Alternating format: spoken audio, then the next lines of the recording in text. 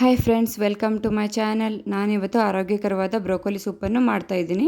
Broccoli ಸೂಪ್ಗೆ ಬೇಕಾಗಿರುವಂಥ ಸಾಮಗ್ರಿಗಳು: ಒಂದು ಮೀಡಿಯಮ್ ಬೌಲ್ ಆಗುವಷ್ಟು ಬ್ರೋಕೊಲಿನ ಕಟ್ ಮಾಡಿ ಇಟ್ಕೊಂಡಿದ್ದೀನಿ, 1 ಟೇಬಲ್ ಸ್ಪೂನ್ ಬೆಣ್ಣೆ, 200 ml ಆಗುವಷ್ಟು ಹಾಲು, 3 ಟೇಬಲ್ ಸ್ಪೂನ್ ಎಣ್ಣೆ, ರುಚಿಗೆ ತಕ್ಕಷ್ಟು ಉಪ್ಪು, 2 ಟೇಬಲ್ ಸ್ಪೂನ್ ಮೈದಾ ಹಿಟ್ಟು, ಒಂದು ಈರುಳ್ಳಿನ ಉದ್ದದಾಗಿ ಕಟ್ ಮಾಡಿ ಇಟ್ಕೊಂಡಿದ್ದೀನಿ, 1/2 table spoon black pepper powder, ಕಾಳು ಮೆಣಸಿನ ಪುಡಿ, 1/2 ಟೇಬಲ್ ಸ್ಪೂನ್ ಚಾಟ್ ಮಸಾಲ, 2 ಬೆಳ್ಳುಳ್ಳಿನ ಈ ಥರ ಚಿಕ್ಕದಾಗಿ ಕಟ್ ಮಾಡಿ ಇಟ್ಕೊಂಡಿದ್ದೀನಿ, 1 ಬೇ ಲೀಫ್, ಪಲಾವ್ ಎಲೆ.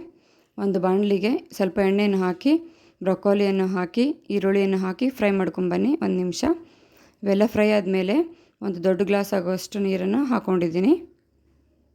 ಮತ್ತು ಪಲಾವ್ ಎಲೆನ ಕಟ್ ಮಾಡಿ ಹಾಕ್ಕೊತಾ ಇದ್ದೀನಿ.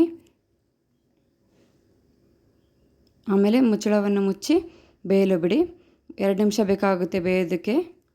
ಈ ಥರ ಬ್ರೊಕೊಲಿ ಸಾಫ್ಟಾಗಿದೆ ಅಂದಮೇಲೆ ಒಂದು ಪಾತ್ರೆಗೆ ಸೋಸ್ಕೊಳ್ಳಿ. ಆಮೇಲೆ ಪಲಾವ್ ಎಲೆನ ಎತ್ತಿಟ್ಕೊತಿದ್ದೀನಿ.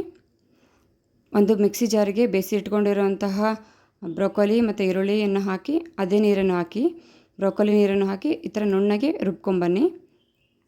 ಒಂದು ಬಾಣಲಿಗೆ ಉಳಿದಿಟ್ಕೊಂಡಿರೋಂತಹ ಎಣ್ಣೆಯನ್ನು ಹಾಕಿ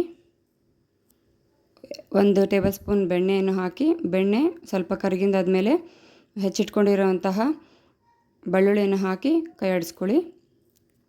ಬೆಳ್ಳುಳ್ಳಿ ಸ್ವಲ್ಪ ಫ್ರೈ ಆದಮೇಲೆ 2 ಟೇಬಲ್ ಸ್ಪೂನ್ ಆಗುವಷ್ಟು ಮೈದಾ ಹಿಟ್ಟನ್ನು ಹಾಕ್ಕೊಂಡು ಈ ಥರ ಚೆನ್ನಾಗಿ ಕಲಿಸ್ಕೋಬೇಕು. ಆಮೇಲೆ ಹಾಲನ್ನು ಹಾಕಿ ನಿಧಾನಕ್ಕೆ ಕಲಿಸ್ಕೊಳ್ಳಿ. ಗಂಟಾಗ್ಬಿಡುತ್ತೆ, ಇಲ್ಲಾಂದರೆ ನಿಧಾನಕ್ಕೆ ಕಂಟಿನ್ಯೂಸ್ ಆಗಿ ಕಲಿಸ್ಕೊತಾ ಇರಬೇಕು. ಈ ಥರ ತಿಕ್ಕ ಕನ್ಸಿಸ್ಟೆನ್ಸಿ ಆದಮೇಲೆ ರುಬ್ಬಿಟ್ಕೊಂಡಿರೋಂತಹ ಬ್ರೊಕೊಲಿ ಈರುಳ್ಳಿ ಮಿಶ್ರಣವನ್ನು ಹಾಕ್ಕೊಳ್ಳಿ. 1 ನಿಮಿಷ ಕೈ ಆಡಿಸ್ಕೊಳ್ಳಿ.